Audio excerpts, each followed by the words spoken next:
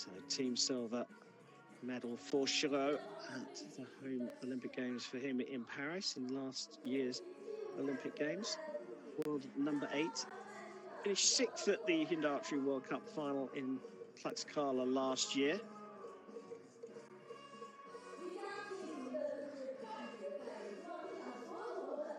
He'll face the world number 1, Marcos de Almeida from Brazil.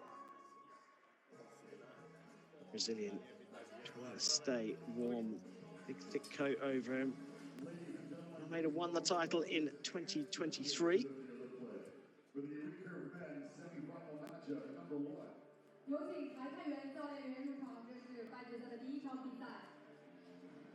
Almeida qualified by winning the 3rd stage of the circuit tour in Antalya, ranking qualification for Thomas Chirault.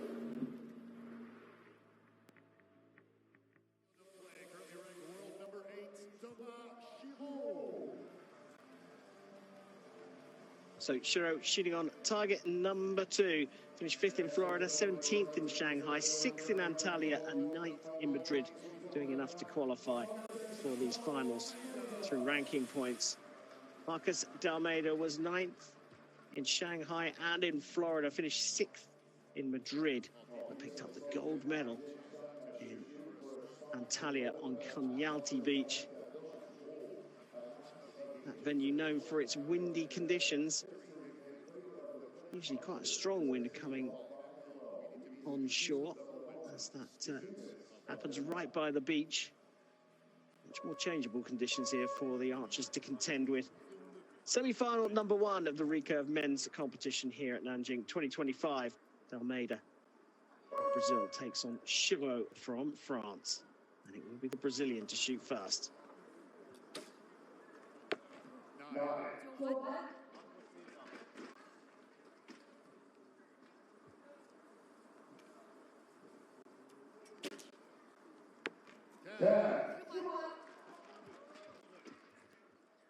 Both archers going a little high, but Thomas managing to get the 10.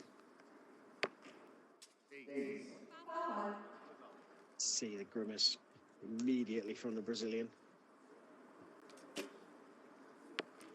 So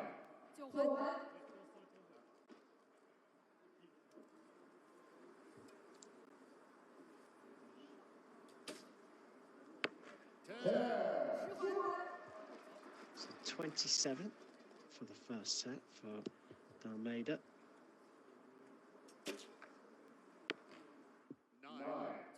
And finishing with a 9 for a 28 means that Chirault gets off to the better start. And it's the first set by a single point and goes 2-0 up.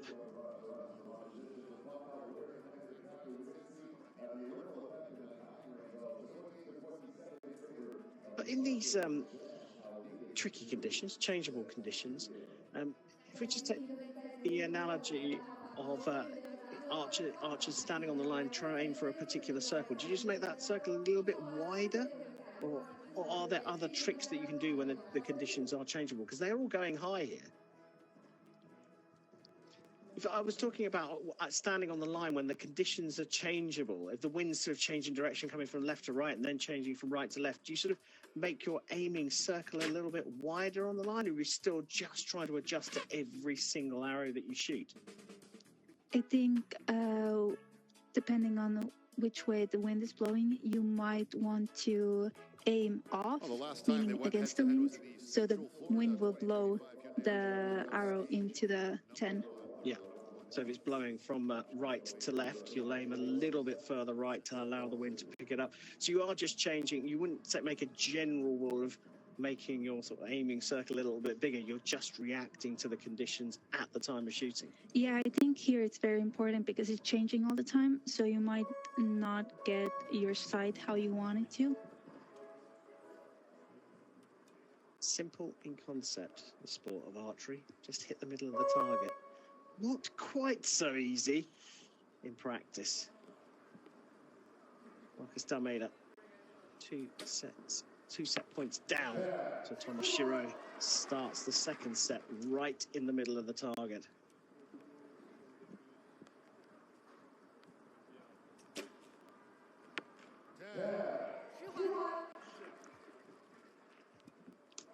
both archers almost hitting the same spot.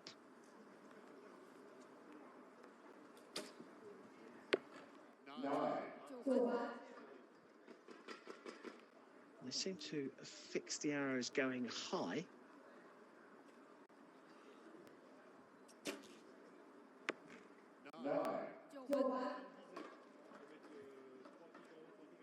Matching each other through the first 2 arrows of this set, so pressure on this third arrow for both of them.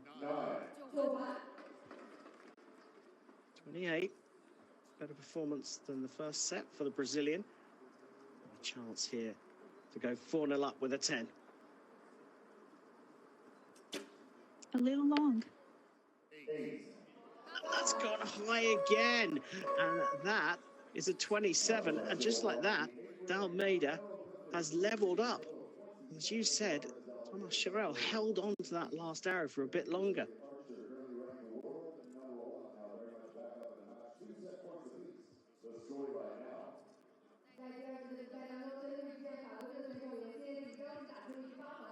You can see in these close-ups, the rain still falling. It's got light at the moment. You can see it being pretty cold because the fingers are getting redder and redder as the matches go on.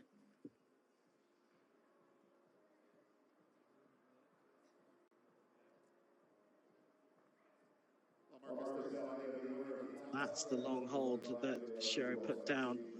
Kept his eyes fixed on the target for sure throughout that, but it was a much longer hold than we've seen before. And Chirault's last arrow going high again. Might be the wind. It's changing all the time. Again, it looked like it was a little bit drier earlier on. It's not falling heavy now, but just that little change in conditions will make things tricky. 2-2, set number 3, and again we're in a situation where it's impossible to predict what's going to happen next.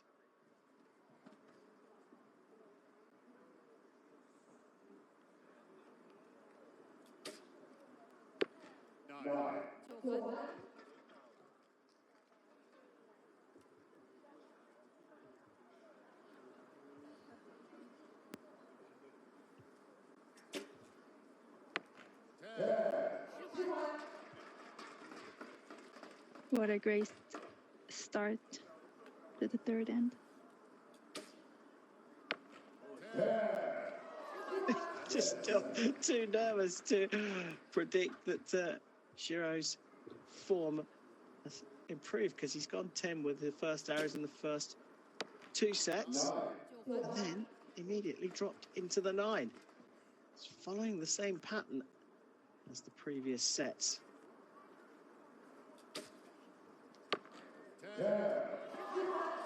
A little bit of tango on the line,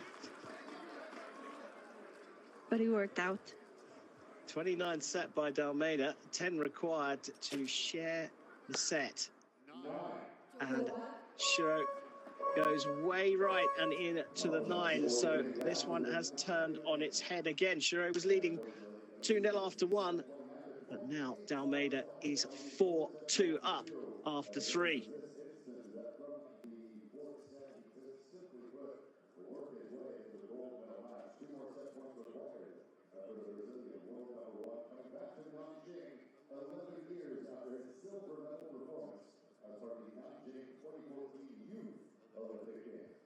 Well, if ever there's a lesson to young archers out there that it ain't over till it's over, the coverage that we've been able to bring you from Nanjing has proven that almost every single match throughout compound and the recurve days. I think it really is the motto of this competition. Just fight until the end. Don't give up until it's completely clear that you can't win. We've seen so many massive comebacks today and so many dramatic changes of form for the archers. Set to set, almost arrow to arrow. And you can see Dalmeida's average impact point just a little over a centimetre away from the centre of the target. Looks like a very happy coach. Set number 4. Chirault to shoot first.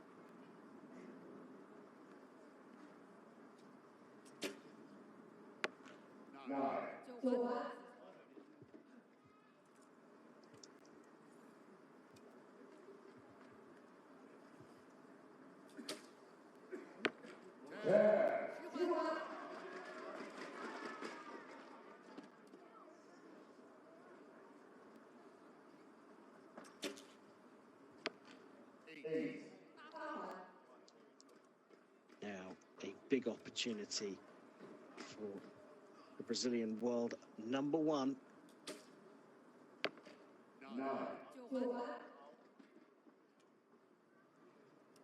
Both archers going a little high.